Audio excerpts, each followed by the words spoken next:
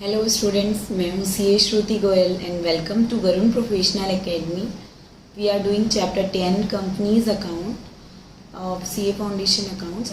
It is unit 2, share issue and share forfeitures. So we are doing here issue of share for the cash. If share is issued for cash, then what will be the accounting treatment and what is the procedure? तो सबसे पहले हम देखते हैं, जब हम issue of share करते हैं तो there are two ways. First one is private placement and second one is public issue.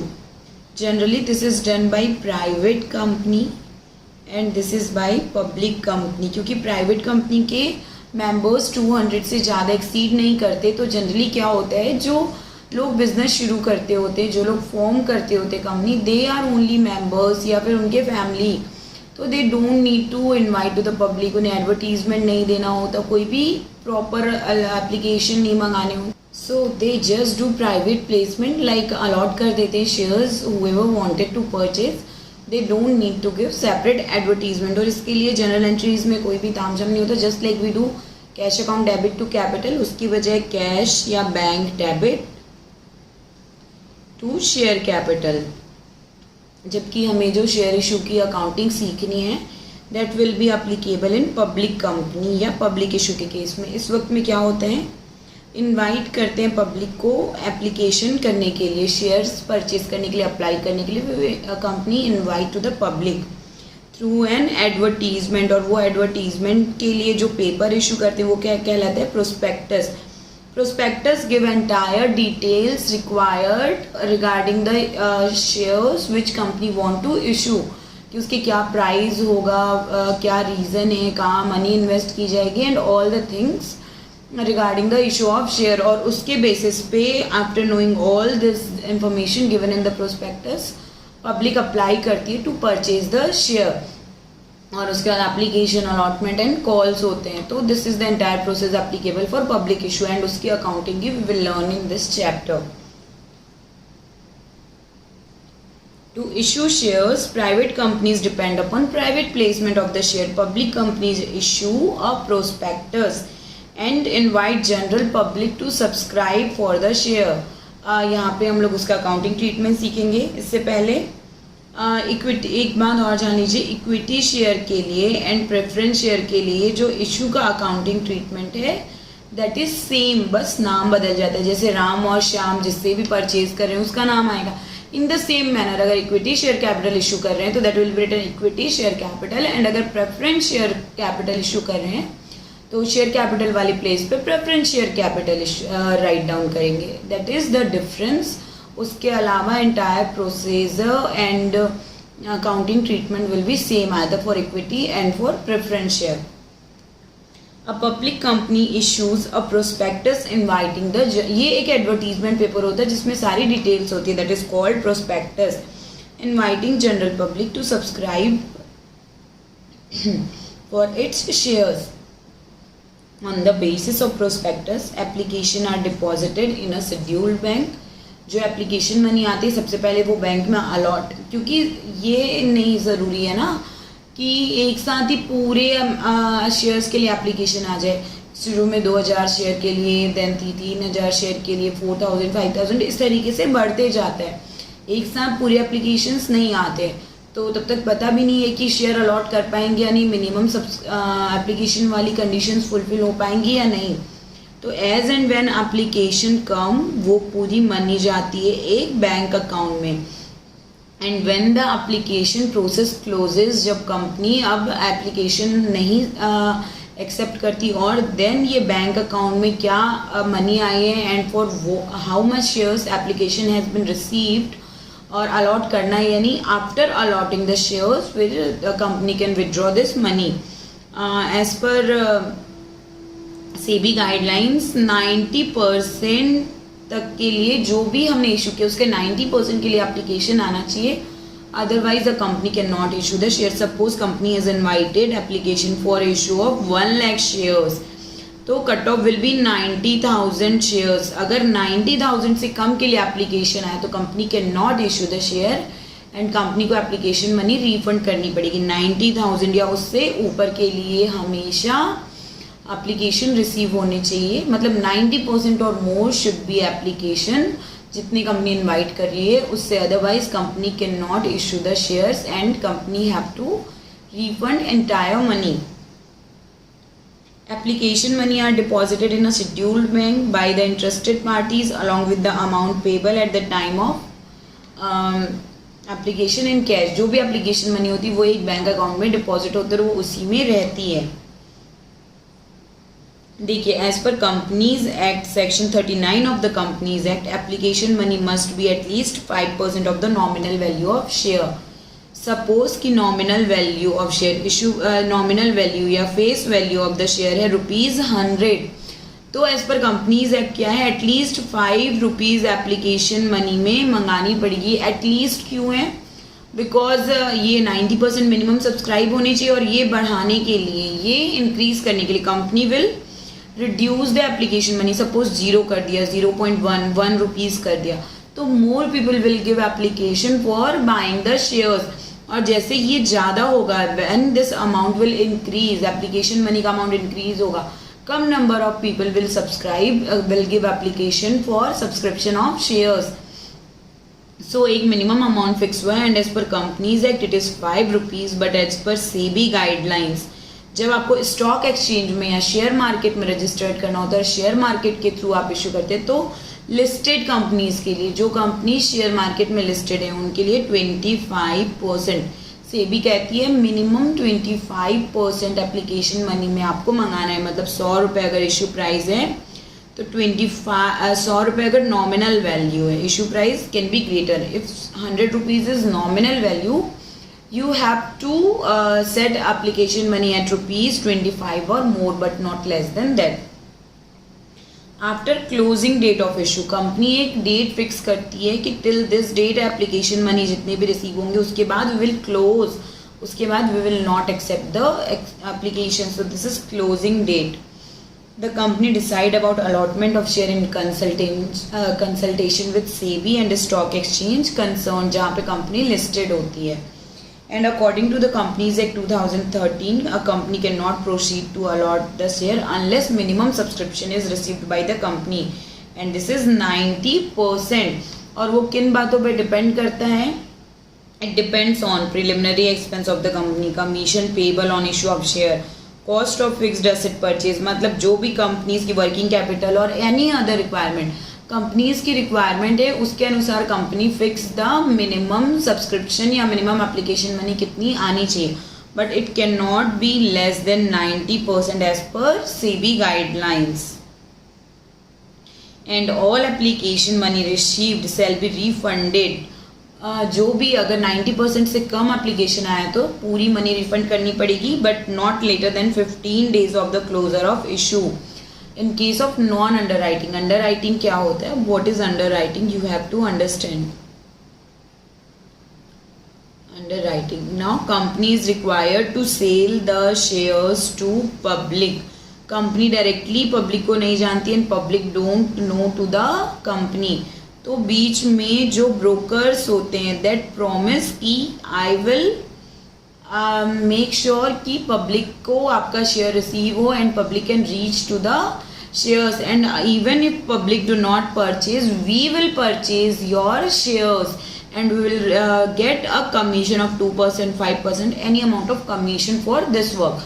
So they are called underwriting commissions, and these people take commission, and then the shares are called, shares are underwritten by underwriting commission या underwriters. They are called underwriters and amount paid to them are called underwriting commission for selling the shares to the public. And अगर public ने नहीं खरीदा तो कुछ particular shares का they promise कि we will purchase that. तो अगर non underwritten shares है जहाँ पे underwriters नहीं है mediator, तो within 15 days of the closure of the issue and within 70 days of the closure of issue अगर underwriters हैं तो, बिकॉज 60 days दिया जाता है अंडर राइटर्स को परचेज करने के लिए एंड 10 days एक्स्ट्रा जो है रिफंड करने के लिए मनी को. तो in this way underwriters है तो 70 days एंड नॉन अंडर राइटर है तो 15 days. The company reserve the right to reject और एक्सेप्ट एन एप्लीकेशन फुली और पार्शली। ज़रूरी नहीं है कि एप्लीकेशन आ गया तो कंपनी को शेयर अलॉट करने ही पड़ेंगे, कंपनी के पास राइट होता है whether it want to issue और नॉट, या फिर फुली इशू करने या पार्शली। सपोज कंपनी ने इशू किया 1,00,000 शेयर्स के लिए, एप्लीकेशन इनवाइट किया, but application receive for 2,00,000 shares. Now it is up to company कि किसको कितने शेयर अलॉट करने हैं, किसको करने हैं और किसको नहीं करने हैं। Successful applicants become the share holders of the company. जिनकी एप्लीकेशन कंपनी ने एक्सेप्ट कर ली, they become the member of the company and required to pay the second instalment, जिसको अलॉटमेंट कहते हैं, then first call, second call and final call. First time जो pay करते हैं वो एप्लीकेशन मनी, उसके बाद जो पे करते हैं that is allotment money during the time of allotment of share, and third time pay what they do pay is called first call, then second call and so on till the final call and final amount get received. Now we will see general entries, but ये हम इस तरीके से नहीं देखेंगे। We will go to a question and along with question we will learn how to do general entries. Subscription of the share क्या होता है? सब्सक्रिप्शन ऑफ शेयर, कंपनी ने जो भी शेयर के लिए एप्लीकेशंस इनवाइट किए हैं उनमें से पब्लिक ने अप्लाई जितने शेयर्स के लिए किया that is called subscription of the shares. Suppose company invited application for 1,00,000 shares, तो यह case 1, application received for 90,000 shares, application received for 90,000 shares. ये इनवाइटेड है, कितने के लिए इनवाइटेड किया है? 1,00,000 शेयर्स के लिए, कि you can public can buy up to 1,00,000 shares. We are selling 1,00,000 shares, please invite, we are inviting you to apply, please apply. Suppose application received for 90,000 shares, case 2 1,00,000 shares, and case 3 1,20,000 shares. Now here जो 90,000 के लिए application आया तो that is called under subscription. Why under subscription? क्योंकि company ने जितने shares के लिए इनवाइट किया था उससे कम के लिए एप्लीकेशन मिला। 1,00,000 के लिए company has invited to apply but applied for 90,000, this is under subscription. This is full subscription, कि जितने के लिए इनवाइट किया था उतने के लिए ही इनविटेशन रिसीव हुआ। 1,00,000 शेयर्स इनवाइटेड एंड 1,00,000 शेयर के लिए एप्लीकेशन रिसीव हुआ, that is full subscription. And 1,00,000 के लिए इनवाइट किया था but received application for 1,20,000 shares, तो दैट इज ओवर सब्सक्रिप्शन। मतलब जितने के लिए इनवाइट किया था उससे ज़्यादा के लिए एप्लीकेशन मिला, दैट इज ओवर सब्सक्रिप्शन। ये 3 तरीके के सब्सक्रिप्शन हो सकते हैं, under, full subscription and over subscription. Now we will see illustration 2 and share issue की entry कैसे होती है, we will learn from this illustration. Illustration 2, a company invited application for 10,000 equity shares. क्या issue कर रहे हैं? Equity shares. Issued application, invite कितने के लिए किया है? Invited for, illustration 2, invited for 10,000 equity shares at the rate of 50 each. अगर इसको हम सेग्रीगेट करें, हमें पता है एप्लीकेशन होता है, सबसे पहले एप्लीकेशन मनी रिसीव होती है, then allotment money and then call. It may be first call, second call और फाइनल कॉल। तो एप्लीकेशन पे 15 rupees and in the allotment 20 rupees. उसके बाद है फर्स्ट कॉल पे be 20 and on final call, okay, first call is final call, then first and final call, first call is final call, so first and final call पे 15 rupees total हो गया 50 के लिए, 3 part में divide किया, 15 rupees in application, 20 rupees in allotment and remaining 15 rupees in first and final call. एक ही call make कर रहे हैं, that is first also and last also. Application received मतलब सब्सक्राइब कितना हुआ, सब्सक्राइब कितने शेयर्स के लिए हुआ, 10,000, that is subscription in full, ना तो ओवर है ना ही अंडर है। And all the applicants are allotted the number of shares they have applied, जिन्होंने जितना जितना अप्लाई किया था उतने के लिए उन्हें शेयर अलॉट कर दिया गया, एंड जो भी मनी थी वो भी ड्यूली रिसीव हो गई। तो here are 3 parts of receiving money and we will do journal entry in 3 parts. किस तरीके से होती है वो हमको सीखनी पड़ेगी। तो सबसे पहले heading journal entries,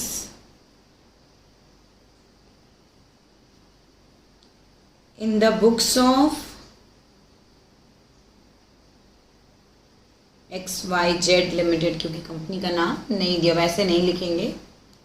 now will know format the of journal entries, date, particulars, laser folio, debit amount and credit amount.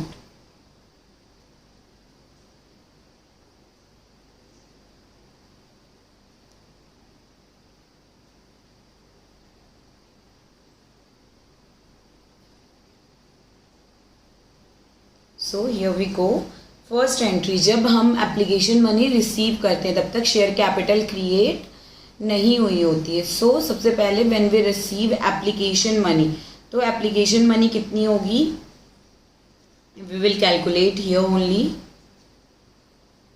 15 into 10,000, that is 1,50,000 is application money, 20 into 10,000, that is 2 lakh is allotment money, and 15 into 10,000 again 1,50,000 is call money. Final is 5 lakh rupees out of applications, out of share allotment. तो यहाँ पे सबसे पहले जब bank receive हुई है, dates नहीं दिए हुए हैं तो we will not write the date, अगर डेट दिया होगा तो डेट भी लिखेंगे। तो सबसे पहले एप्लीकेशन मनी जब रिसीव हुई तो we have received amount, so bank account debit, as money is received bank account will be debited. वो किसके कारण रिसीव हुई है, due to share application, to share application account credit, और ये इक्विटी शेयर है तो equity share application account credit. Credit यहाँ लिखने की ज़रूरत नहीं होती, जस्ट 2 लिख दिया, sufficient amount is 1,50,000। Now because it is received for share capital, तो उसे भी लिखना पड़ेगा। सबसे पहले यहाँ पे नरेशन लिखते हैं, being equity share application money for 10,000 shares at the rate of 10 each received. Now next entry, ये होगी first entry. Next entry, now इससे शेयर कैपिटल क्रिएट होगी, so share applications will be transfer to share capital. हमें capital create करनी होती तो उसका credit balance होता है, कैपिटल हमेशा क्रेडिट साइड में शो होता है। तो इसकी एंट्री होगी equity share application account debit to equity share capital account. Now share capital has been created by 1,50,000 because अभी 1,50,000 मनी ही रिसीव हुई है। Being money transferred to share capital account. अब देखिए नॉर्मल जब हम बिजनेस करते हैं तो क्या जर्नल एंट्री पास करते हैं, bank account debit to capital account, मतलब बैंक को डेबिट करते हैं एंड कैपिटल को क्रेडिट करते हैं। यहाँ भी देखिए सेम हुआ है, bank account has been debited and capital account has been credited, लेकिन बीच में एक बार डेबिट और एक बार क्रेडिट किया हुआ है शेयर एप्लीकेशन। ये एक ही एंट्री को एनलार्ज करके 2 एंट्रीज में डिवाइड कर दिया गया है, और बैंक अकाउंट यहाँ भी डेबिट हुआ है, कैपिटल अकाउंट यहाँ भी क्रेडिट हुआ है, but through share application. And in the same manner allotment के समय थ्रू शेयर अलॉटमेंट। अब नाउ देखिए यहाँ पे जब एप्लीकेशन की हम एंट्री करते हैं तो एप्लीकेशन मनी में बैंक पहले रिसीव होते हैं और बाद में we do transfer to share capital account. लेकिन एप्लीकेशन के बाद हमें पता होता है कि we are doing allotment, and allotment हमें पहले पता चल जाता है कि we are doing allotment, and after that we receive money from the public. Application के समय क्या होता है, firstly we invite for application, then we receive the application money, और उसके बाद we decide to allot the shares, to issue the shares. लेकिन एक बार एप्लीकेशन मनी रिसीव हो गई और शेयर इशू का करने का डिसाइड कर लिया, देन हम सबसे पहले अलॉटमेंट करते हैं। तो अलॉटमेंट में वी डू डिसाइड कि this amount we have to transfer the share capital, and public को बताते हैं आपको इतनी अलॉटमेंट मनी देनी है, and they give at a later date. इसलिए एप्लीकेशन के केस में बैंक की एंट्री पहले होती है और शेयर कैपिटल में ट्रांसफर करने की एंट्री बाद में। लेकिन अलॉटमेंट एंड कॉल के केस में अलॉटमेंट में से शेयर कैपिटल में पहले जाएगा amount, and same in call की, कॉल से पहले शेयर कैपिटल में अमाउंट जाएंगे एंड बैंक रिसीव करने वाली एंट्री बाद में होगी।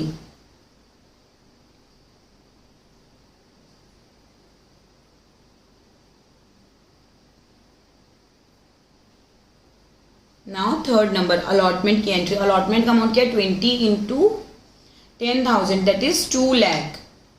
सो equity share allotment account debit to equity share capital 2 lakh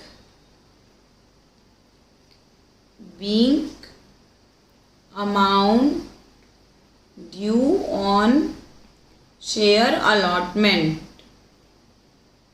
at the rate of 20 each for 10,000 shares। यहाँ पे शेयर के नंबर्स एंड उस पर्टिकुलर पॉइंट पे कितना अमाउंट ड्यू है वो भी हमेशा लिखना होता है इन नरेशंस। फोर्थ एंट्री, अब नाउ अलॉटमेंट मनी हम रिसीव करेंगे, तो what will be the entry, bank account debit to equity share allotment account being allotment money received, फिर वही for 10,000 shares at the rate of 20 each. ठीक है। Now next entry will be for call money. हमें पता है call के लिए कितना अमाउंट हमें मिलने वाले, 1,50,000। तो अलॉटमेंट की तरह ही पहले हम अमाउंट ड्यू करेंगे, being amount due for call, and then we will receive money. Application के केस में केवल बैंक पहले मिलता है एंड देन शेयर अलॉट किए जाते हैं। बाकी सब केस में firstly amount will be due and transfer to share capital, and then we will receive the money. Bank account debit नहीं होगा, यहाँ सबसे पहले अमाउंट ड्यू करेंगे। तो equity share first and final call account debit to equity share capital 1,50,000,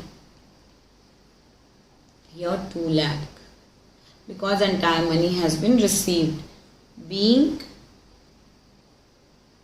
first and final call due for 10,000 shares at the rate of 15 each। now next entry में हम bank receive करेंगे, bank account debit to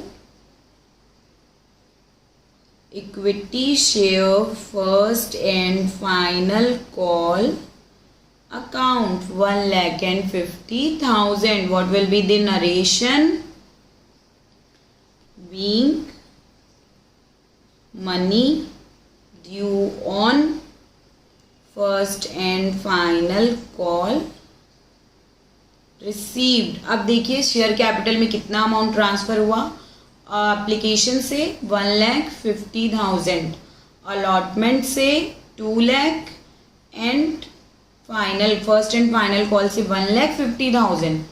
total share capital कितनी की create हो गई, 1,50,000 plus 2 lakh plus 1,50,000 that is 5 lakh की share capital create हो गई। बैंक कितना रिसीव हुआ, यहाँ पे रिसीव हुआ 1,50,000, Here we received bank 2 lakh and here we received bank of 1,50,000. तो total bank received is 150 plus 2 lakh plus 150 that is 5 lakh. तो हमारा फाइनल एंट्री क्या हो गया? Final entry is bank account हमारा डेबिट हुआ that is received by 5 lakh and share capital कितने से क्रिएट हो गई? By 5 lakh, like we do in general final accounts of proprietors in the same manner. अब देखिए यहाँ पे एप्लीकेशन एक बार डेबिट हुआ एंड एक बार क्रेडिट हुआ, ये कैंसिल. अलॉटमेंट एक बार डेबिट हुआ एक बार क्रेडिट हुआ, ये भी कैंसिल. फाइनल कॉल एक बार डेबिट एक बार credit, cancel. Finally bank and equity share capital ही बचते हैं. But this is the accounting process for issue of the share to the public जो हमें फॉलो करनी पड़ती है. एप्लीकेशन मनी की एंट्री, देन अलॉटमेंट की entry and then final call की एंट्री या जो भी कॉल्स होते हैं उनकी एंट्री. इनका एंटायर प्रोसेस देखें तो क्या होता है. अब नाउ अगर हम जनरल एंट्री लिखना चाहें तो entry for issue of shares, entry for issue of shares यहाँ पे एक बार कर लेते फिर से रिवाइज हो जाएगा. पहला होता है फॉर एप्लीकेशन, जो भी मनी रिसीव होती है, whatever money you have received उसके लिए करेंगे bank account debit to application share application money with the amount received. और उसमें से फिर जितने शेयर अलॉट कर रहे हैं उसके लिए जनरल एंट्री होगी share application account debit to equity share capital, ये हो गई एप्लीकेशन के लिए. Then second for allotment. अब यहाँ पे बैंक पहले नहीं मिलेगा, पहले हम अमाउंट ड्यू करेंगे. ड्यू कैसे करेंगे? Share allotment account debit to equity share capital, and जब बैंक रिसीव हो जाएगी तब bank account debit to equity share allotment account. और जब थर्ड टाइम पे होगा कॉल की एंट्री, कॉल के लिए भी सेम अलॉटमेंट की तरह पहले अमाउंट ड्यू करेंगे. तो सपोज फर्स्ट कॉल है तो first call account debit to equity share capital, और जब मनी रिसीव हो जाएगी तो bank account debit to equity share first call account. इस तरीके से ये जनरल एंट्रीज होती है. ईच स्टेज पे 2 एंट्रीज, एक अमाउंट ड्यू करने की that is transfer to share capital, और एक जब बैंक रिसीव हो रही है तब एप्लीकेशन में बैंक पहले रिसीव होती है और बाकी सब में पहले ड्यू होता है then we receive the bank. यहाँ पे बस डिफरेंस है. एंड हेंस सेकेंड इलस्ट्रेशन आपका कंप्लीट हो गया. Third illustration is the case of under subscription. Third illustration and onwards chapters हम करेंगे नेक्स्ट लेक्चर में. तब तक के लिए आप ये सब का प्रैक्टिस कीजिए, जनरल एंट्रीज़ की प्रैक्टिस कीजिए, इलस्ट्रेशन 3 खुद से बनाने की कोशिश कीजिए. And keep studying, be motivated, believe in yourself. Thank you so much.